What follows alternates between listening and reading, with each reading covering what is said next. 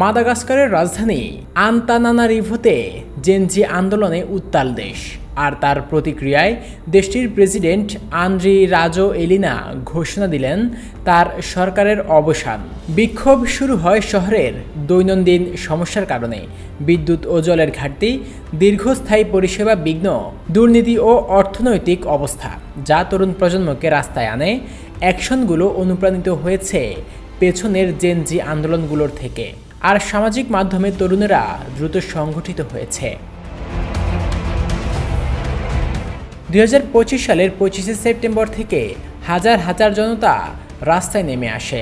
মূলত তরুণ, শিক্ষার্থী ও মোবাইল ও সামাজিক যোগাযোগ মাধ্যমের মোটিভেশনে তারা নৌকা ভাঙার মতো ধ্বংসাকার্য, রাস্তা অবরোধ, সরকারি ভবনে ভাঙচুর ও রাজনীতিকদের বাড়িতে হামলা করেছে।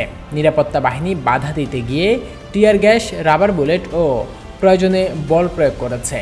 হতাহতের সংখ্যা বিভিন্ন উৎসে ভিন্ন, তবে গতি প্রকৃতি অনুযায়ী অনেকেই বলছেন 22 জন নিহত ও শতাধিক আহত হয়েছে। 29 সেপ্টেম্বর প্রেসিডেন্ট রাজোয়েলিনা ঘোষণা দেন যে তার বর্তমান সরকারকে বিলুপ্ত করেছেন এবং প্রধানমন্ত্রী ক্রিশ্চিয়ান নোৎসাই ও অন্যান্য মন্ত্রীদের সাময়িক দায়িত্বে অব্যাহত রাখতে বলবেন নতুন সরকার গঠনের পর্যন্ত। সরকার বলছে সময় দেওয়া হবে 3 দিন নতুন প্রধানমন্ত্রী ও মন্ত্রণালয় গঠনে প্রস্তাব সংগ্রহ করার। রাজার মন্ত্রীর পদত্যাগ ও রাষ্ট্রপতির পদত্যাগের দাবি উঠেছে আন্দোলনকারীদের মধ্যে।